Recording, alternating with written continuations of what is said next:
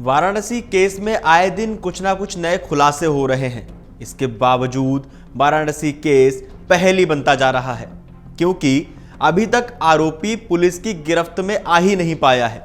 Police द्वारा आरोपी माना जा रहा बड़ा भतीजा विशाल गुप्ता उर्फ बिक्की तीर्थ स्थलों में पूजा पाठ करते हुए घर आया था।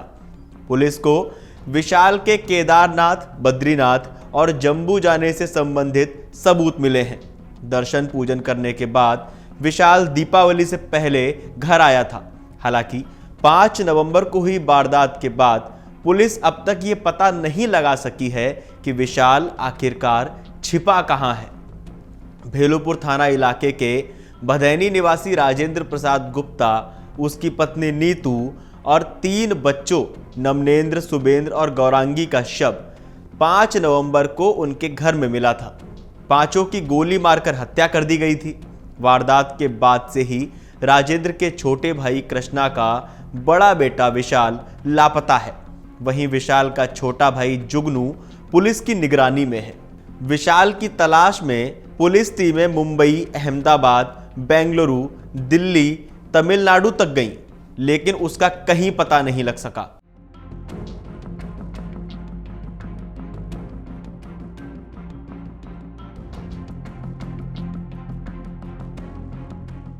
इस संबंध में डीसीपी काशी जोन गौरव बंसवाल ने कहा कि विशाल की तलाश पुलिस टीमें सरगर्मी से कर रही हैं। पूरी उम्मीद है कि वो जल्द ही पुलिस की गिरफ्त में होगा। बुजुर्ग शारदा देवी, जो कि दादी हैं, उन्होंने बताया कि उनके बड़े बेटे राजेंद्र के साथ उसका बड़ा बेटा नमनेंद्र भी विशाल की अकारण ही पिटाई कर देता था। छोटे बेटे कृष्णा और छोटी बहू बबीता की हत्या के बाद उनके तीनों बच्चों को पढ़ाई लिखाई राजेंद्र ने कराई, मगर तीनों बच्चों के साथ राजेंद्र का बर्ताव अच्छा नहीं था। राजेंद्र उनके साथ भी मारपीट करता था, इसीलिए वो चुप रहती थी। मगर उन्होंने छोटे बेटे के तीनों बच्चों को अपना बच्चा समझकर परवरिश की। राजेंद्र करोड़ों की अचल संपत्ति का मालिक था। 10 लाख रुपए से ज्यादा प्रतिमाह उसके पास किराया आता था। शारदा देवी ने कहा कि अब उनके खानदान में उनके 2 पोते विशाल और जुगनू ही बचे हैं। उनके दोनों पोते उनके परिवार की चल अचल संपत्ति के हिस्सेदार होंगे। दोनों पोते समझदार हैं और वो सब कुछ अच्छे से संभाल लेंगे। वाराणसी में एक ही परिवार के 5 सदस्यों की गोली मारकर हत्या कर दी गई थी। भदैनी इलाके में एक बहुमंजिला मकान के अलग अलग तल से 5 नवंबर को एक महिला, उसके 2 बेटे और एक बेटी का शव मिला था, जबकि घटना स्थल से लगभग 14 किलोमीटर दूर मीरापुर रामपुर स्थित निर्माणाधीन मकान में महिला के पति का अर्धनग्न शव बेड पर मिला था। उसे भी गोली मारी गई थी। पांचों की कनपटी और सीने में गोली मारी गई थी।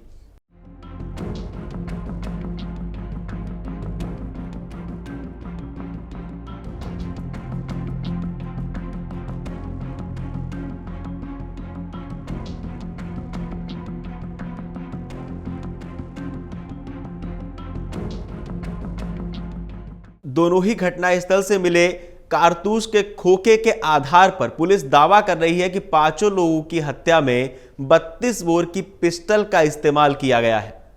पुलिस पुराने विवाद और घटनाओं को ध्यान में रखकर जांच कर रही है।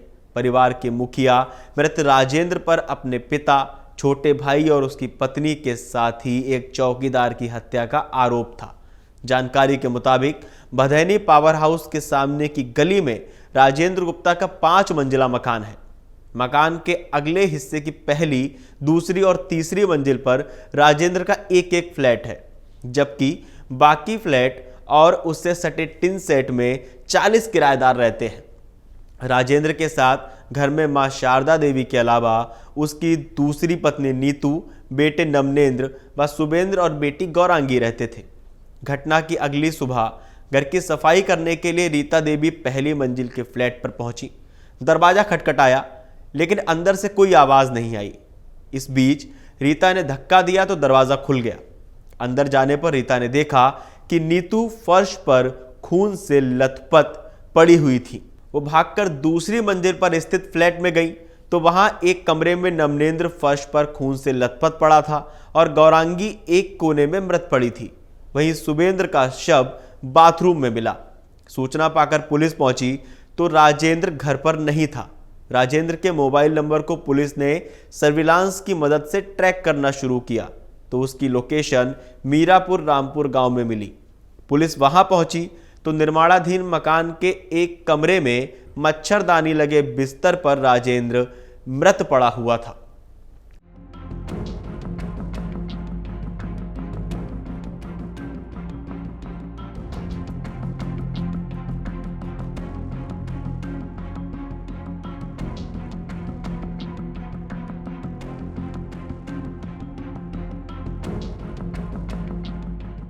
पुलिस के अनुसार राजेंद्र पर उसके पिता व एक चौकीदार के साथ ही छोटे भाई व छोटे भाई की पत्नी की हत्या का आरोप था। यह घटना साल 1997 की है।